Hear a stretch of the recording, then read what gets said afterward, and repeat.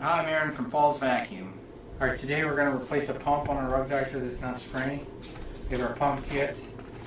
Pump kit includes our pump, some fitting pieces, and it also includes instructions. Right, step one is to ensure the machine's power plug is disconnected from the wall outlet. Common sense. Failure to disconnect power could result in an electrical shock hazard. So we are not plugged in. We remove the white recovery bucket. That's step two.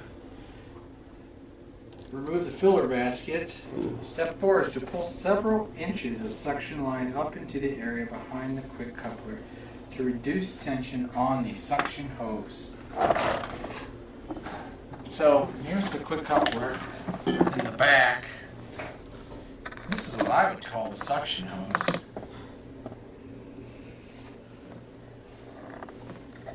Guess they're talking about this. So on to step 5. Place the machine on its side.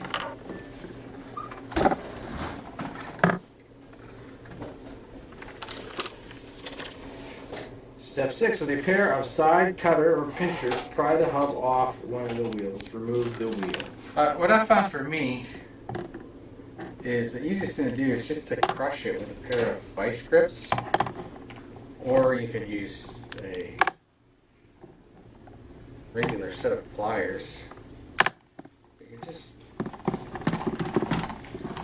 removing this hubcap. So now we're going to remove the wheel.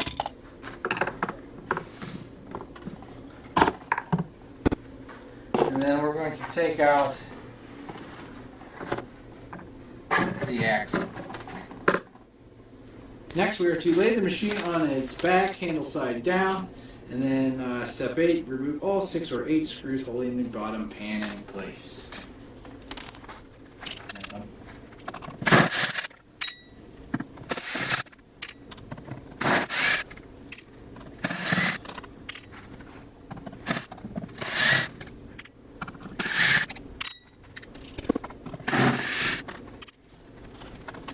The next step says to balance the machine upright on its front and remove the vent panel screws.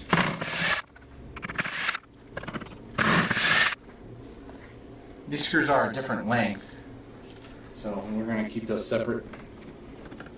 Now we're right there.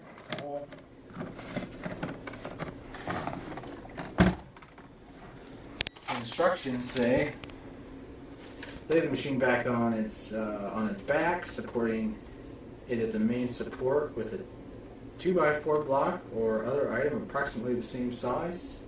Remove the remaining wheel and axle assembly. We've already done that. And lower the bottom pan. I actually find it's better to work on them when it's on its side. I didn't miss a screw.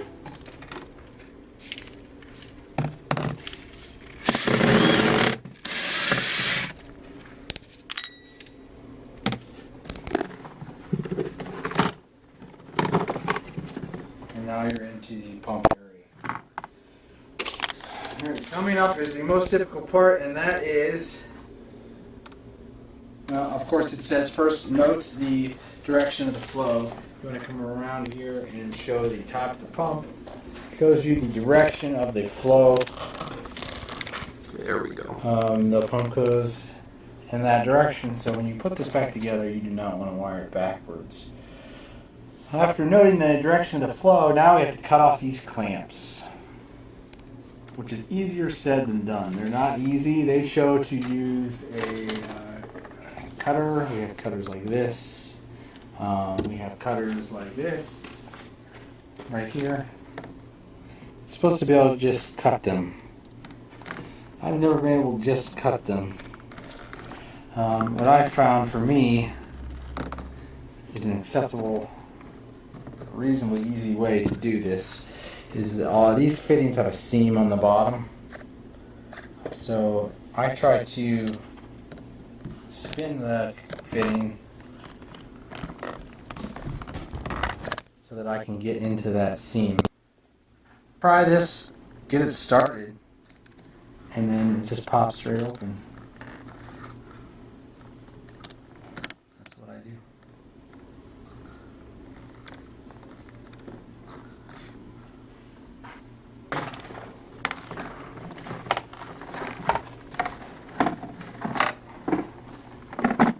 The other side, I flip the entire machine over because, again, it's just.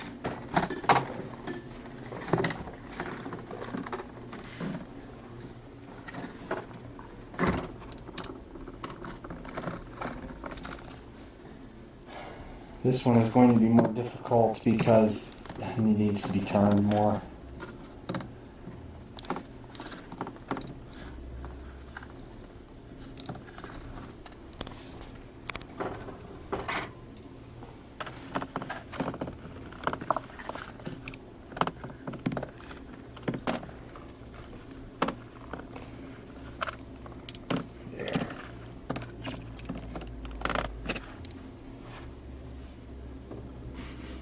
I'm just using a thin screwdriver.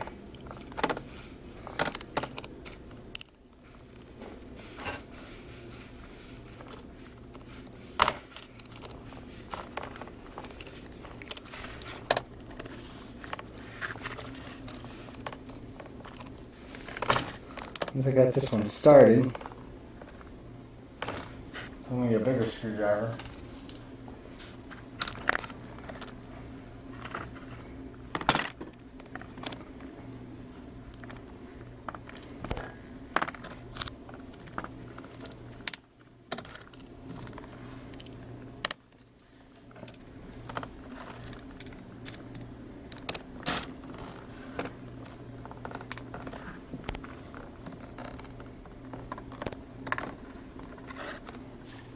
Alright, so next we have to remove the pump. This looks like it's a kind of a jumbled mess. They don't include a zip tie, so if you want to put this away neat and nice, you're going to need to buy another zip tie.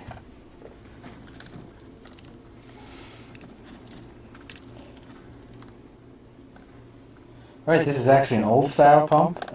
This pump includes a inline diode. The pump only uses 1/2 of the AC sine wave. The diode blocks that. Without the diode, the pump will just be locked up. Then you have the other white wire. Our new pump is not going to use this diode.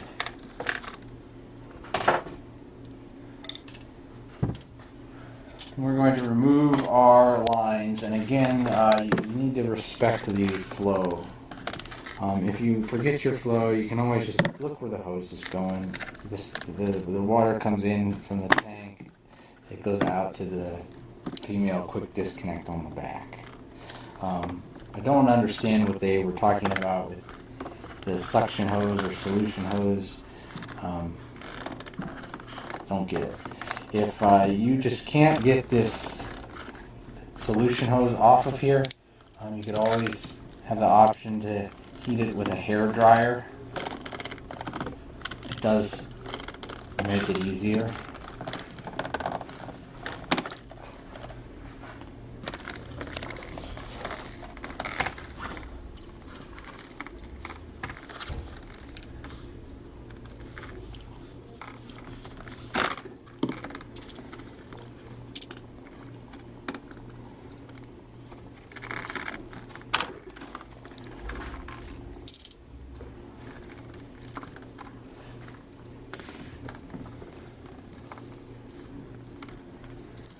That's our old pump.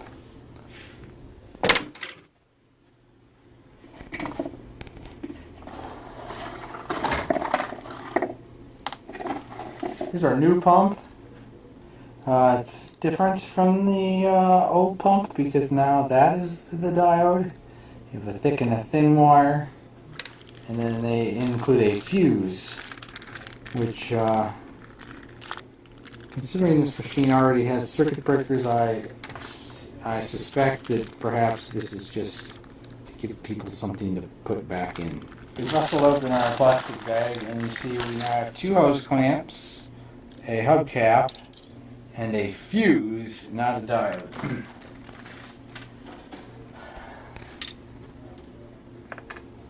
So remember our flow of the pump. There is a little arrow. So the flow comes out there, comes in here.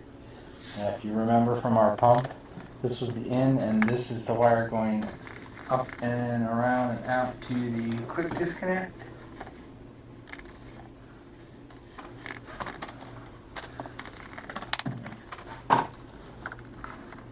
Yep. So this is the out. So we'll go ahead and we'll fit our pump in the rubber. And this pump is wider than the old pump. And I've had customers tell me that it's not, doesn't work, but it works. There's not a lot of room in here, extra, but it definitely fits in. Flow, double checking the flow. Flow's going out. This is our in. We will go ahead and connect our fittings.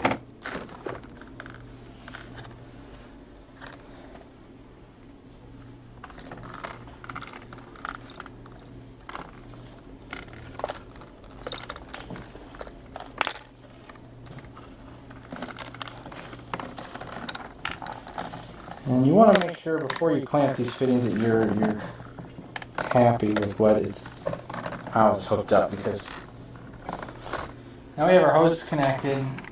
This is a quick dry fit. Everything's in place. We've double checked our flow.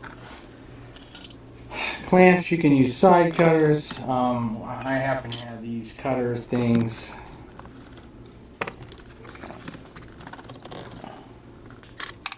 And I originally purchased them to cut these, but it never worked out. So they do a good job at clamping these clamps. You're also welcome to go buy good screw clamps at the hardware stores if you end up needing.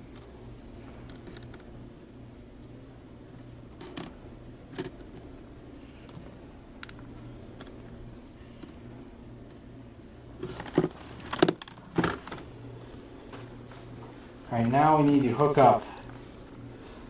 Let's try black to fuse. Fuse to black. Then we'll come out of the diode and go to white.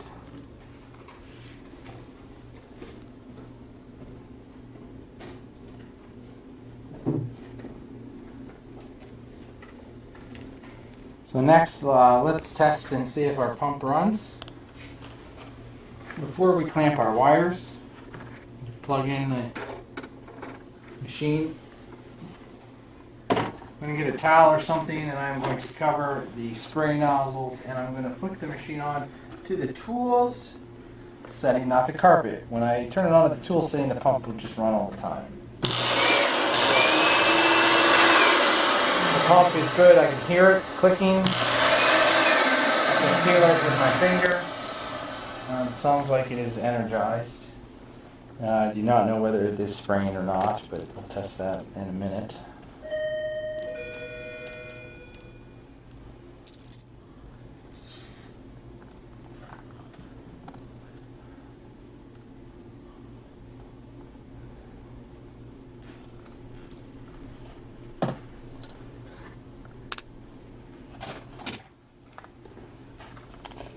So that almost looks like I didn't mess with it. So there really is no good way to test the spray without actually putting the machine together. So we're going to trust that this pump pumps. I'm going to go ahead and put all the screws on. You could go ahead and fill the tank, test it, and attach the screws, but I have confidence in Rug Doctor products that we'll get this together and it will work. So remember, we had long and short screws. This is a Rug Doctor Mighty Pro X3 again. So 3 screws in the back are shorter. And if you screw up and put in the wrong size screw, you can poke a hole in the housing, causing a water leak in the tank. I know because I've done it.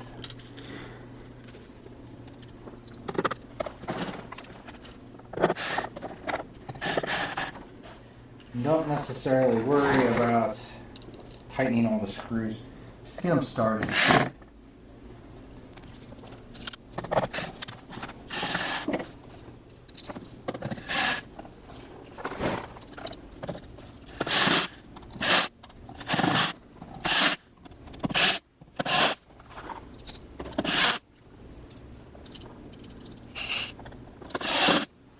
Right now we'll put in the 3 short screws.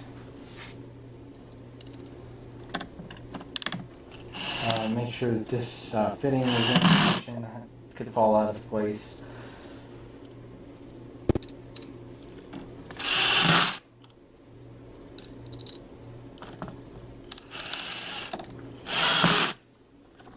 We'll reattach our suction hose in the back.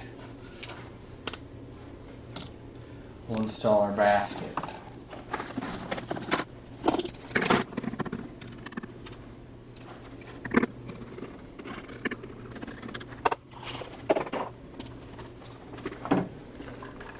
We're going to install our axle and wheel.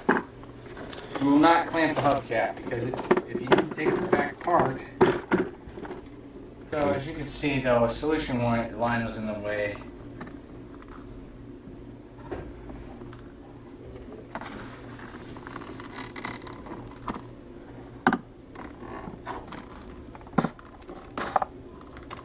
So next time I'll remember to check it before I put on the 3-back screws.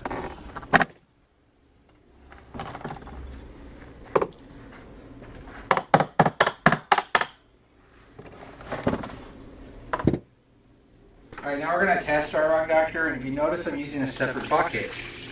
If you were using your dirty water tank to fill the machine, that could be a reason why your pump is bad.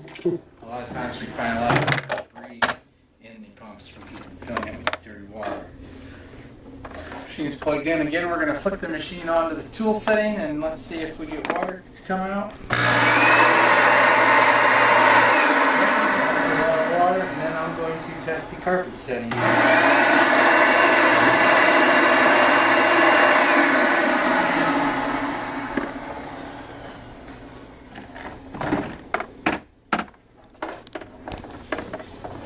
Alright, so the last step, now that we've tested our machine,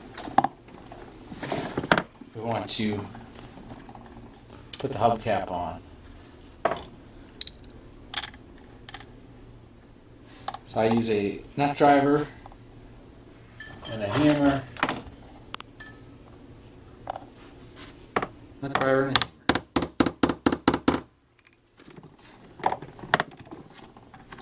And make sure it's solid, and that's it. I'm Aaron from Falls Vacuum. Thanks for watching. I'm Aaron from Falls Vacuum. Alright, today we're going to replace a pump on our Rug Doctor that's not spraying. We have our pump kit. Pump kit includes our pump, some fitting pieces, and it also includes instructions. Right, step 1 is to ensure the machine's power plug is disconnected from the wall outlet. Common sense. Failure to disconnect power could result in an electrical shock hazard. So we're not plugged in. We remove the white recovery bucket. That's step 2. Remove the filler basket. Step 4 is to pull several inches of suction line up into the area behind the quick coupler to reduce tension on the suction hose. So here's the quick coupler in the back. This is what I would call the suction hose.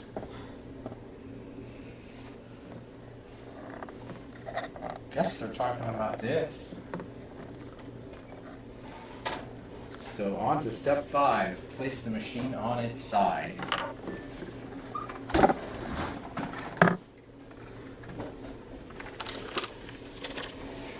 Step 6. With a pair of side cutter or pinchers, pry the hub off one of the wheels. Remove the wheel. What I found for me is the easiest thing to do is just to crush it with a pair of vice grips, or you could use a regular set of pliers. You just